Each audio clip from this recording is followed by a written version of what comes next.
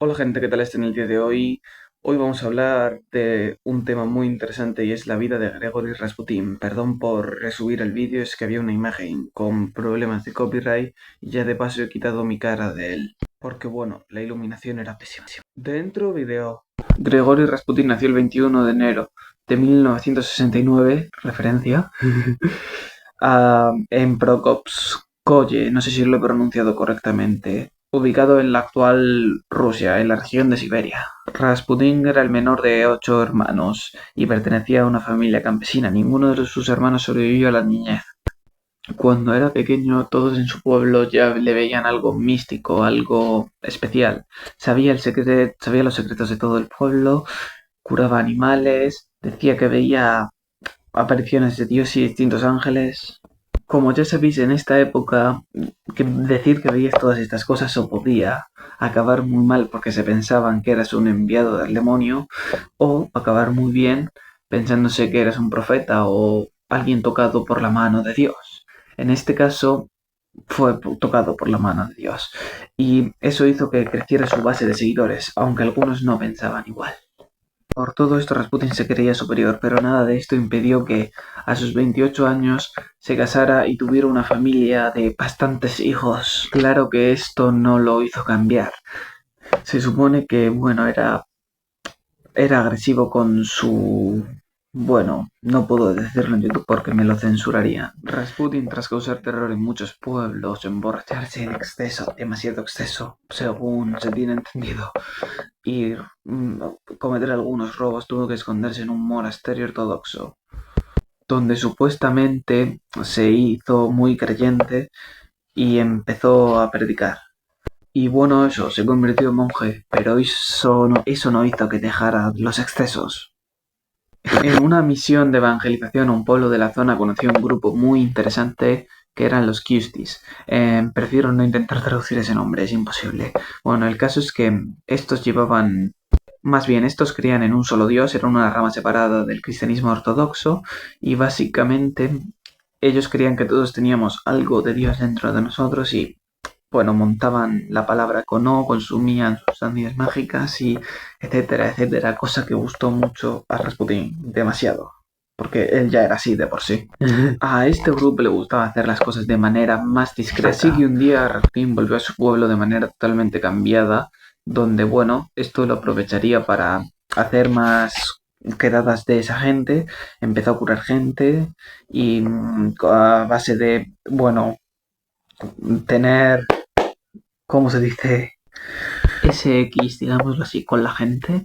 Y bueno, básicamente ganó muchísima fama en Siberia. Pero un día dijo tener una visión de la Virgen que le dijo que tenía que ir a San Petersburgo a ayudar al zar. Bueno, no sé qué tanto sentido tiene hacerlo, pero bueno. Y claro, lo hizo, obviamente. La sociedad de San Petersburgo de aquella época era muy diferente a lo que era Siberia, así que probablemente nadie le hubiera tomado en serio, de no ser por un motivo. Rasputin había hecho muchos contactos en su época como monje, y de noble en noble consiguió llegar hasta las primas políticas barra cuñadas, como se diga, del zar y la zarina. Y bueno, como no podía ser de otra manera, se hizo amante de estas mismas. Y por casualidades del destino, a la zarina se le murió su consejero espiritual, por lo que ellas le recomendaron a Rasputín. Su consejero espiritual le había dicho a ella, antes de morir, que iba a encontrar a un nuevo consejero espiritual con mucha más influencia que él. Así que la llegada de este mismo no podría haber sido más oportuna para la reina. Además, estas dos chicas ya le habían recomendado a su anterior consejero espiritual y bueno, su hijo tenía hemofilia, una enfermedad muy grave que bueno, que básicamente hace que se te coagule la sangre, como me cuesta decir estas cosas, y que al mínimo corte pues fallezcas. Así que lo contrataron muy rápido. La zarina llamó a Rasputín, lo conoció y lo consideró un hombre de muy mal gusto. Un día el hijo de la zarina eh, se cayó y se hizo una herida y de repente Rasputín llamó a la puerta. Todo el mundo creía que iba ya a fallecer el niño en pocas horas, pero Rasputín puso sus manos sobre la herida y prohibió que le dieran cualquier medicamento, cosa que en verdad le salvó la vida, porque no sabían que esos medicamentos hacía que justamente que se coagulara esto. Ya no quiero buscar cómo funciona esa enfermedad y cómo funcionan las esas. Pero que en resumen, básicamente esto hizo que la zarina le cogiera muchísima confianza y lo contratara directamente para ser el nuevo consejero espiritual de la familia. Perdón, el micro ha hecho algo muy raro de la familia, básicamente. Y bueno, hay un cuento popular que bueno, básicamente dice que Rasputín se le apareció la Virgen para que fuera para allá. Y bueno, yo creo que fue coincidencia en ese momento que llegara, sumado a que probablemente ya sabía de la enfermedad del niño gracias a las hermanas Cuervo, las que he mencionado antes, que se lo presentaron, porque eran unas chismosas, resumiendo. Eran como unas viejas chismosas, solo que jovencitas. Y con amante, claro. El zar le tenía muy alta estima gracias a haber curado a su hijo, y poco a poco Rasputín se fue haciendo más cercano a él, siendo un lamebotas. Y bueno, también empezó a darle sustancias mágicas y, bueno, se hizo adicto. No sé si espero que YouTube no me tumbe nada por esto. Pero bueno, entonces eso hizo que aún fueran más cercanos porque tenía que tenerlo todo el rato cerca. Pero no solo le hizo esto al rey, sino también a la zarina, ya que ésta sufría de fuertes migrañas. Y bueno, Rasputín las alivió con sus sustancias mágicas. Y bueno, no solo se enganchó a las sustancias mágicas, sino también al mismísimo Rasputín. Se hizo también muy cercano con los hijos del zar, contándoles historias para dormir, jugando con ellos y arropándolos, entre comillas. Dos de las hijas del zar estaban ya atravesando la pubertad y esto hizo que se preocupara gente de la corte. Y bueno, él hizo cosas muy feas con una criada, Rasputin, y básicamente fue a decírselo a la zarina y avisarle de que tuviera cuidado con las hijas, y la zarina, Alexandra, se lo tomó como un insulto hacia ella y hacia Rasputin, lo que hizo que no la creyera y que encima la despidiera. Los zares le pidieron que se fuera a vivir con ellos, pero él no aceptó y se quedó a vivir en uno de los apartamentos más lujosos de la ciudad, que quedaba muy cerca de ellos, ¿eh? Y bueno, sí, predicaba, recibía gente que iban de acá para allá y todas las semanas recibía a unas cuantas mujeres de la alta sociedad que de verdad creían que era la segunda venida de Cristo. Bueno, de verdad entre muchas comillas. Probablemente lo que querían eran sus 30 centímetros de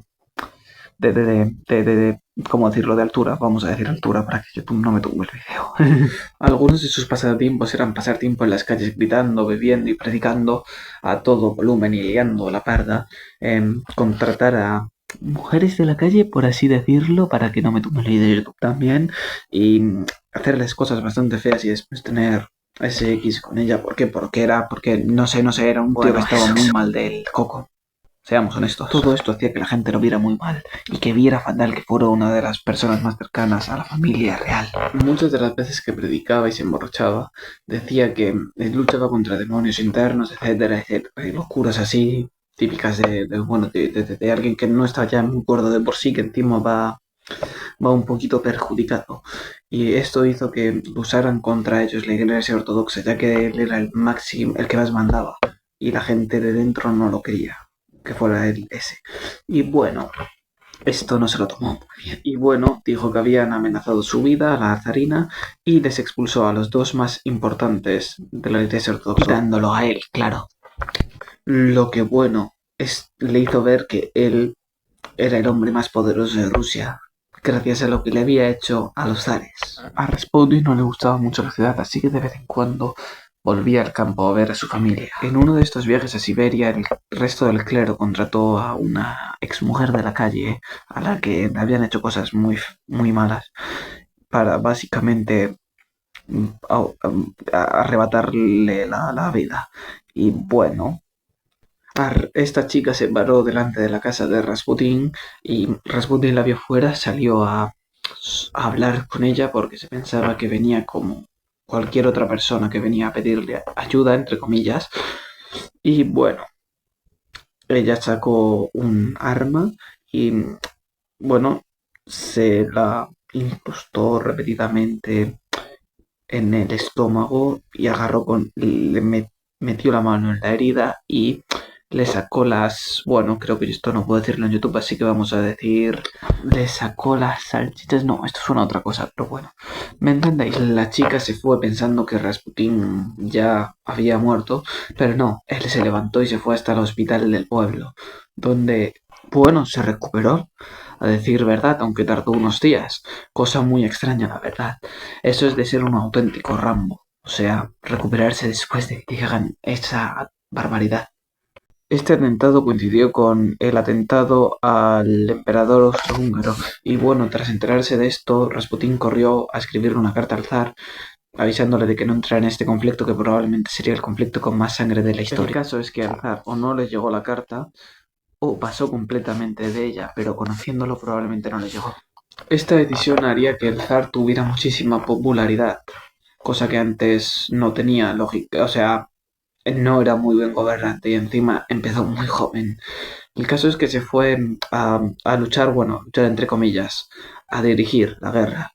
Así que se quedaron mandando Rasputín y la zarina Alexandra solos, cosa que sería una gran cagada.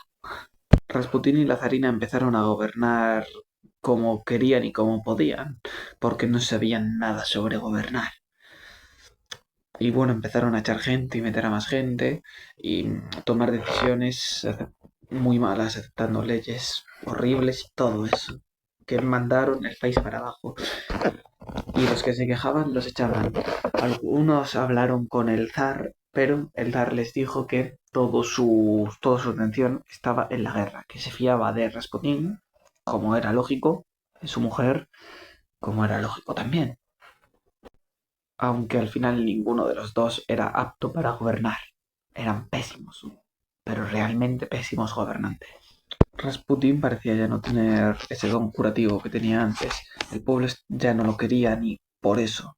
Este pueblo estaba hambriento, había muerto muchísima gente por la guerra. Así que el sobrino del zar y la zarina, Félix Yusupov, perdón, decidió, pues bueno, este decidió básicamente acabar con Rasputín de una vez por todas. Lo planeó y lo ejecutó. Félix y su pareja, una de las mujeres más preciosas de Rusia, eran supuestamente una pareja bisexual que liberal, eso que uno se iba con otro y básicamente llamaron a Rasputín para supuestamente arreglarlo y porque ese camino tan lujuroso que tenían. Y bueno, sirvieron muchísima comida, tartas, vinos, todo lo que se podía comer. Y bueno, Rasputín, sabiendo que iba a haber comida y que probablemente iba a ser algo muy interesante, no pudo negarse a esto. El caso es que toda la comida que puso tenía cianuro, para que Rasputín de una vez por todas muriese. La cosa es que no pasó así. Rasputín se hinchó a vino y a comer, y cuando terminó dijo, me siento bien. Resulta que, bueno, Rasputin había estado tomando pequeñas cantidades de ese veneno y probablemente de otros por si intentaban atentar contra su vida. Así que básicamente, se había hecho inmune a eso. Aviso, no lo probéis en casa. Por Dios, tened un poco de cabeza, gente. Pero la cosa es que esto no lo sabían Yusupov y el resto de gente que estaba ahí con él. Así que dijeron, ostras, es verdad que que su poder se lo ha concedido el diablo. Y bueno, se pusieron nerviosos y se asustaron. La cosa es que el sobrino de la zarina se puso nervioso, sacó su arma y Rasputín lo miró con cara de hazlo ya. Este apretó el gatillo varias veces y Rasputín cayó al suelo, derrotado. Estos decidieron irse a otro cuarto a planear lo que iban a hacer a continuación. Y bueno, a los minutos uno se arrepintió. Y bueno, fue el propio Félix quien se arrepintió. Llevó un doctor con él y nada más tocarlo, nada más que el doctor lo tocara, se levantó. Seguía vivo. Y bueno, Yusupov se asustó, cerró la puerta del cuarto y fue a llamar al resto de la gente. Pero cuando volvieron y abrieron la puerta, ya no estaba. Fueron a llamar a toda la gente que había allí, cogieron sus armas y lo encontraron huyendo por el patio de la casa. Él iba muy lento, no podía correr ya por la herida y básicamente le vaciaron todo el plomo que llevaban encima, dándole incluso en el coco. Ellos le tomaron el pulso y creyeron que ya había fallecido. Así que lo metieron en el maletero de uno de los coches. No eran muy grandes, supongo, por los coches de la época, pero bueno, lo metieron y lo arrastraron hasta un río cercano, cuyo nombre ahora mismo no recuerdo, sinceramente. Y cuando lo sacaron, empezó a moverse de nuevo. Lo ataron y lo tiraron al río, después de abrir un agujero en él que estaba helado el río, y básicamente se ahogó. Cosa que es real que se ahogara, porque en la autopsia se vio que tenía agua en los pulmones. Así que ni las balas, o sea, le dieron en el coco, ni el veneno, cuya que es lógico que no muriera por eso, por lo que ya sabemos, ni nada, solo la falta de aire. O sea, literalmente lo que acabó con él fue el hecho de no poder tener oxígeno, simplemente.